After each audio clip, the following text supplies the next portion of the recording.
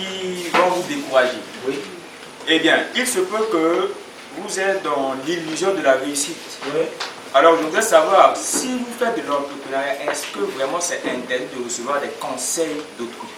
D'accord. Belle question. Les conseils, c'est différent de la solution. Quelqu'un qui vient te conseiller, ça montre qu'il vient te montrer aussi les enjeux. Que non, tu fais, mais voilà les risques. Hein. Comme je dis, on vient même de parler de ça. Voilà ce qui peut t'arriver. Mais là où je dis, c'est lorsque la personne vient te dire, ou même ça peut être ton propre père, hein, qui vient te dire, non, fils, avec mon expérience là, arrête de ce que tu es en train de faire. Ça ne va jamais marcher. Ça ne peut pas. Tu as vu d'autres amis qui ça n'a pas marché. Et si tu vois, alors que le désir est à l'intérieur de toi, tu as ce désir-là, mais lui ne comprend pas comme toi. Tu peux te lancer. Par contre, s'il vient dire, ah, tu vois, ton histoire là c'est bien. Tu peux essayer, mais voilà les choses qui arrivent souvent. Donc il faut que tu puisses anticiper sur ça. Hein? Là c'est différent. Mais si la personne vient vraiment te décourager, non, madame, tu ne peux pas. Tu ne peux pas. Ah, ne t'hazarde pas. Tu veux faire tes choses, non, ça ne peut pas marcher. Mais finalement, si tu me poses la question, mais qu'est-ce que tu penses que je peux faire? Non, reste là comme ça. Le jour va venir.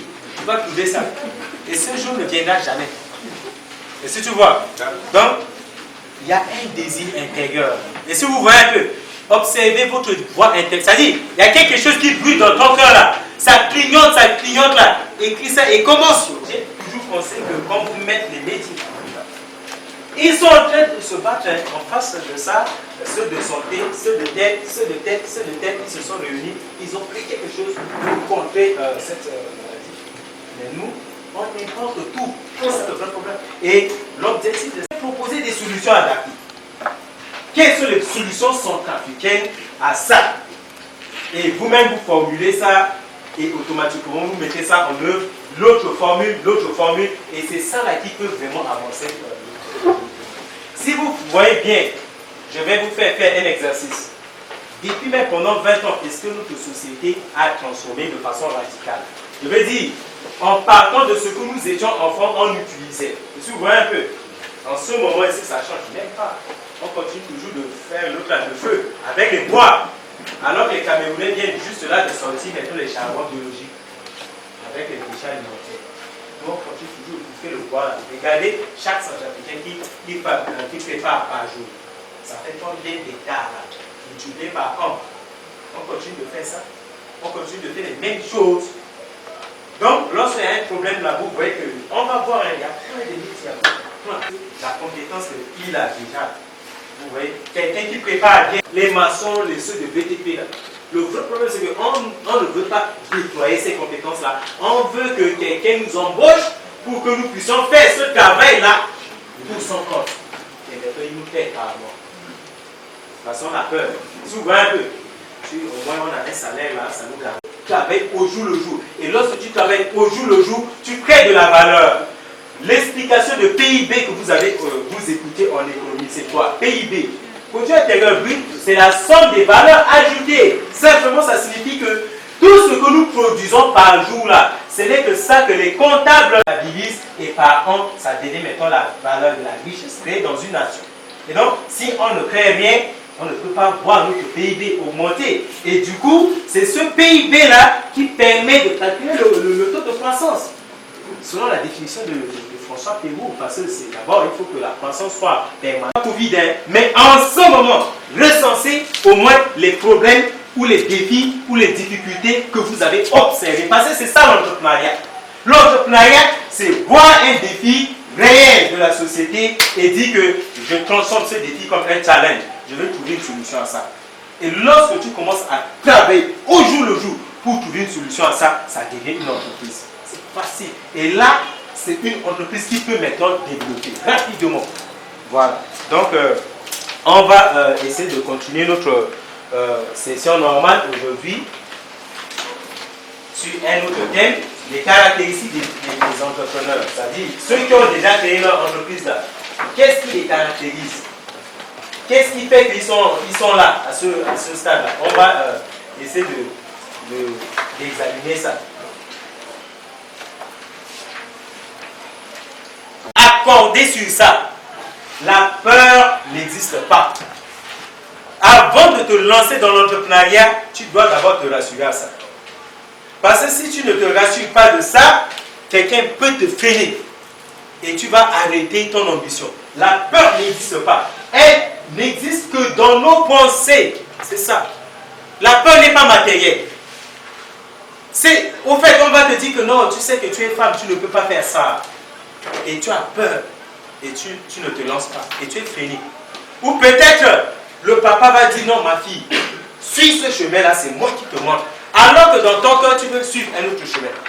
Peut-être que tu veux faire, on dit, oh, mais tu ne vas pas. Et tu as honte. Tu dis, j'ai peur, si je rate là, les autres vont se moquer de moi. Tout ça, ce sont des peurs. Et ça vous limite. Lorsque vous décidez de vous lancer dans l'entrepreneuriat, premièrement, vous devez vous rassurer que la peur, là, ça n'existe pas. J'ai un chemin. Et donc, je dois atteindre, je dois aller vers ce chemin-là. Je dois braver. Donc, la peur, c'est dans nos pensées. C'est ça. C'est dans nos pensées. Et surtout, nous, en Afrique, ce qui nous limite, ce n'est pas de l'argent, hein, c'est la peur. La peur, on est là, on dit non, on va attendre. Mais qui va vous aider? La réalité, qui va vous aider? Quelle est la structure ici en Centrafrique qui peut vous financer? Vous voyez, les collègues français qui étaient là, je leur ai dit ça. Ils ont dit, mais qui va vous dire? Non, ici, nous, à l'académie, on forme nos étudiants en leur disant déjà de se mettre dans la tête qu'il n'y a pas de financement. Parce que si tu pars sur cette base-là, tu deviens fort. Mais si on vous dit que il y a tel financement, mais depuis que nous avons commencé là, on a déjà donné financement à qui? Et si vous voyez un peu, c'est là, même s'il y a le financement, vous savez comment on donne, hein? N'est-ce pas? Comment on donne? Quelqu'un va appeler son prochain, qui va se déguiser là-bas et puis il va dire que voilà mon projet. J'ai vu déjà ça. J'ai animé une conférence ici à Ledger. Et dans cette conférence, on doit donner des perdièmes. Vous voyez un peu? Et à la fin, ces perdièmes-là, tu peux te lancer. Quand je suis lancé dans la salle ce soir, voilà. Commencez, je vous ai dit ça. Écrivez dans votre cahier là. J'ai insisté que vous ayez un grand cahier. Écrivez le rêve de votre vie. Maintenant, dans le cahier, lisez ça chaque matin soir. Le matin, dès que vous vous réveillez, lisez quel est le rêve de ma vie. Ce n'est pas quelqu'un qui va dire, je pense que toi là, tu vas être un jour. Non, ça c'est le maraboutage. C'est vous. Qu'est-ce qui vibre dans votre cœur? C'est quelque chose comme ça. Ça c'est mon rêve. Écrivez maintenant ça. Chaque matin, vous lisez ça. Le soir, avant de dormir, lisez, révisez ce rêve-là. Qu'est-ce que je dois faire? Et pour faire ça, comment? Élaborer ça. L'homme, Dieu a doté l'homme avec un cerveau qui lui permet d'agir sur l'environnement. J'avais dit ça dans une conférence hier. Je dis, si on ramène nos ancêtres, en ce moment, ils vont tout voir comme de la magie. Hein? Voilà l'avion qui vole. Mais avant Jésus-Christ, il n'y avait pas. Il n'y avait pas de l'avion. Il n'y avait pas de téléphone. Il n'y avait rien. Mais regardez, on n'est pas différent de nos ancêtres. Mais c'est le cerveau humain. Le cerveau humain a réfléchi, a sorti tout ça. Ça signifie simplement, s'il vous plaît, que si vous, chaque matin ou soir, vous écrivez au moins votre rêve dans votre cahier et que vous lisez ça. Et vous, comment je dois réaliser ce rêve-là? Moi, lorsque vous posez cette question, pas à quelqu'un, le cerveau va vous proposer des issues. Ne dites jamais que je ne peux pas parce que je n'ai rien. Dès que vous dites ça, le cerveau va enregistrer ça que tu ne peux pas. Hein. Dès que tu penses, non, tu sais que tu n'as pas de parents. Voilà, tu n'as rien. Non, regarde qui va te soutenir. Non, mais tu sais que tu es femme. Mais déjà dans ta tête, lorsque tu dis, je vais faire ça. Mais la question c'est plutôt comment je vais le faire. Et si vous voyez un peu, voilà la question que les entrepreneurs posent. Comment? Même lorsque l'autre va dire que non, c'est pas possible, ça c'est pour lui. Mais vous dites, je peux le faire. Mais comment je vais? Lorsque vous dites ça et vous dormez le soir, vous allez voir. Le matin, il y a une idée qui vient. Écrivez ça dans votre cahier. Ce sont les moyens là. Parce que vous demandez votre cerveau, vous dites, comment tu peux me proposer une solution d'arriver à terre? Il va vous proposer. Mais si vous l'arrêtez, vous dites, tu sais, tu ne peux pas. Et si vous voyez un peu, il s'arrête. Hein?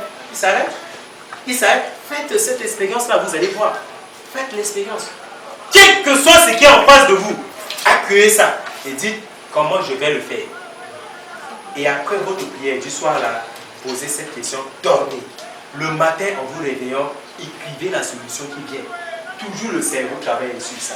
Vous allez voir même dans 2-3 mois là, beaucoup de choses vont changer dans votre vie. Mais si, même si vous êtes là, dans une situation qui n'est pas bien, une maison qui est délabrée, ça doit vous couper le sommeil. Il y a des gens qui dorment même dans une maison, le toilette de dehors, sans rien, et puis ils sont là dedans. Ils ont mis même des cailloux sur leur... vous voyez un peu, et ils passent des années dedans, hein, sans se poser des questions. Ça doit vous révolutionner si vous voyez un peu. Vous dites non, non, en ce moment j'accueille ça. Mais comment je dois créer une belle villa avec piscine là? Si tu dis ça, les autres vont dire non, non, si tu vas faire la magie. C'est pas la magie. C'est le travail. Lorsque tu dis ça, le cerveau va te proposer des solutions. Mais tu ne peux pas faire poulailler là. Regarde le bénéfice de poulailler. Mais tu ne peux pas faire des choses là. Regarde ce qui... Et si vous voyez un peu. Et tu listes. Et lorsque tu te lances dedans, progressivement, tu commences à réaliser des choses. Tu commences. Mais lorsque tu attends, non. Et c'est pour qu'on dit, un entrepreneur crée la vision de sa vie. Afin de réaliser ses rêves. Parce que tant que tu as une vision, ça montre que tu as une direction. Quelle est la direction que je dois prendre?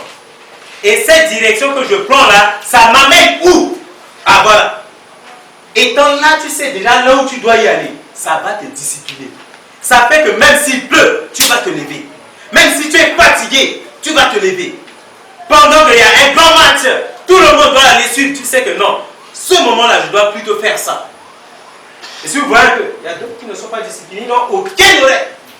Il y a un grand match là, mais c'est telle équipe qui joue. Ils partent et il fait chaud. Regardez même là, avec tout le vent là. Il fait chaud ici, mais les salles de ciné, enfermées, ils sont là en train de crier.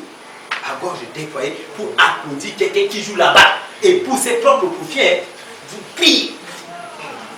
Et à la fin, vous sortez sans rien. Tu peux aller suivre le match, hein? Tu peux. Mais en vendant aussi de l'eau. Parce que lorsque les gens crient, toi tu es là en train d'applaudir, en même temps avec eux, tu distribues de l'eau. Au pur, c'est 50 francs. Et tu finis peut-être 2-3 sachets. Et le soir, en rentrant, tu as de l'argent. Tout en criant, toi tu rentres avec de l'argent. L'autre il a crié, il a bu de l'eau. Et si vous voyez un peu. Et après,